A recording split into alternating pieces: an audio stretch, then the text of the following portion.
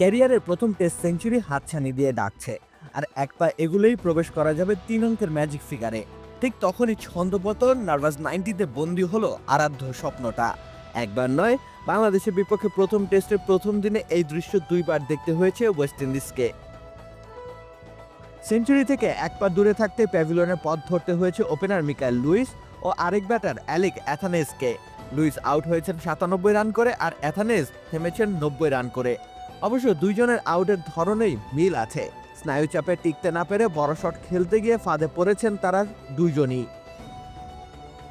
84 রানের 3 উইকেটের পতন ঘটলে জুটি গড়েন দুই ব্যাটার। প্রথম দিকে রয়ে শুয়ে খেললেও সময় বাড়তে আত্মবিশ্বাসী সব শট খেলতে শুরু করেন।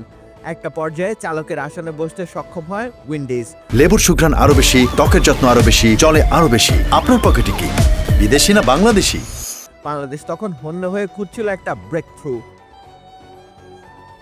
অধিনায়ক মেহেদী হাসান মিরাজ তখন এসেছেন ত্রাতা হয়ে। শতকের দ্বার প্রান্তে দাঁড়িয়ে নার্ভাসনেসে ভোগা লুইসকে ফাঁদে ফেলেছেন ফ্লাইটের সাহায্যে।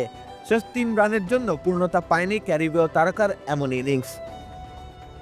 অন্যদিকে অ্যাথানেজ সুইপ শটে নিজে মুন্সিয়ানা দেখিয়েছিলেন পুরো ইনিংস জুড়ে, কিন্তু 90-এর ঘরে ঢুকতেই মনোসংযোগ ব্যাঘাত ঘটেছে বোধহয়।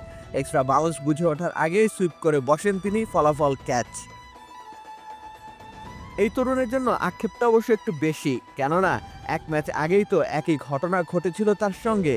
দক্ষিণ আফ্রিকার বিপক্ষে প্রথম টেস্টের দ্বিতীয় ইনিংসে তিনি আউট হন 92 রানের মাথায়। সেঞ্চুরি মিসের দুঃখ তাকে বোধহয় পছন্দ করে। পরিচিত অর্ধপরিচিত ক্রিকেটারদের প্রথম সেঞ্চুরির স্বাদ পাইয়ে দেওয়ার সুখ্যাতি আছে বাংলাদেশের, তবে এই যাত্রায় সেটা হয়নি। আর তাতেই দিনের শেষ ভাগে স্বস্তি ফিরল টাইগার শিবিরে, ম্যাচে ফিরল বাংলাদেশ।